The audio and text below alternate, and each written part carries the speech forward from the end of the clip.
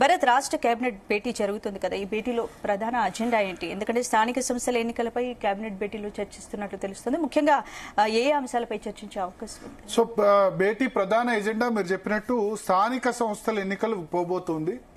బీసీలకు 42% రిజర్వేషన్స్ కల్పిస్తూ ఏదైతే కేంద్ర ప్రభుత్వానికి రాష్ట్రపతికి పంపించారో దానికి సంబంధించి ఇంకా కేంద్ర ప్రభుత్వం ఏమీ తేల్చలేదు. సో ఇప్పుడు డైరెక్ట్ గా ఎన్నికలకు వెళ్తే పాత రిజర్వేషన్స్ 23% బహుశా ఇంప్లిమెంట్ అని అనుకుంటున్నాను. 23-25% బీసీలకు రిజర్వేషన్స్ మాత్రమే వస్తాయి.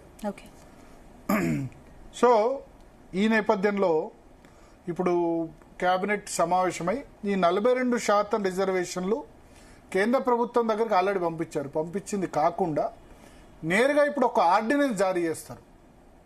అంటే అసెంబ్లీలో బిల్ ఏదైతే పాస్ అయిందో దానికి సంబంధించి ఇప్పుడు అసెంబ్లీని వాళ్ళు ప్రోరోగ్ చేశారు కొద్దిసేపటి క్రితం.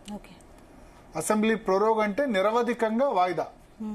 సో ఆర్డినెన్స్ ఎప్పుడు తీసుకురావచ్చు అంటే అసెంబ్లీ సమావేశాలు లేనప్పుడు మాత్రమే ఆర్డినెన్స్ తీసుకొచ్చి గవర్నర్ ఆమోదం పొందితే అది చట్టం అవుతుంది.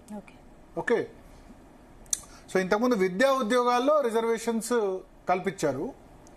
ఇప్పుడు ఈ స్థానిక సంస్థల్లో 42% రిజర్వేషన్ తీసుకురావడానికి ఒక ఆర్డినెన్స్ ఇవాళ సాయంత్రమే, ఇన్ని రోజులు కూడా అసలు సభ ఎప్పుడో అసెంబ్లీ ఎప్పుడో మార్చిలో కంప్లీట్ అయింది, కానీ ఇన్ని రోజులు ప్రొరోగ్ చేయలేదు.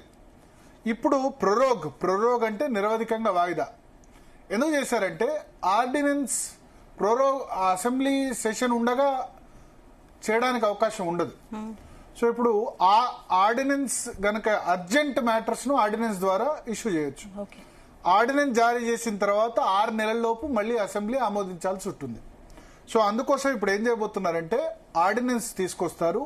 స్థానిక సంస్థల ఎన్నికల్లో 42% బీసీలకు రిజర్వేషన్స్ ఇస్తూ ఆర్డినెన్స్ తీసుకొస్తారు. తీసుకొచ్చి నెక్స్ట్ అసెంబ్లీ సెషన్ ఎప్పుడు ఉంటే అప్పుడు దాన్ని ఆమోదింపజేస్తామని చెప్తారు. చెప్పి ఈసీ ఎన్నికల కమిషన్ రాష్ట్ర ఎన్నికల సంఘానికి సాధ్యమైన త్వరగా ఎన్నికల నోటిఫికేషన్ ఇష్యూ చేయమని చెప్తారు. సో ఒకసారి ఎన్నికల నోటిఫికేషన్ జారీ అయిన తర్వాత జనరల్ గా కోర్ట్స్ ఇంటర్ఫియర్ కావు. సో ఆర్డినెన్స్ జారీ చేయడం, ఆ తర్వాత ఇమ్మీడియట్ గా రాష్ట్ర ఎన్నికల సంఘం ద్వారా నోటిఫికేషన్ ఇప్పించడం సాధ్యమైతే త్వరగా. ఈ లోపు ఎవరైనా కోర్టుకు వెళ్తే ఏం జరుగుతుందన్నది చూడాలి. త్వరలోనే స్థానిక సంస్థల ఎన్నికలు నిర్వహించేందుకు ప్రభుత్వం అయితే సిద్ధమైంది. 42% బీసీ రిజర్వేషన్ ఇచ్చేందుకు ఆర్డినెన్స్ కూడా జారీ చేయబోతున్నారు. కొద్దిసేపట్లో దీనికి సంబంధించి మంత్రులు ప్రెస్ కాన్ఫరెన్స్ నిర్వహించబోతున్నారు. అది మరి కాసేపట్లోనే స్టార్ట్ అవుతుంది.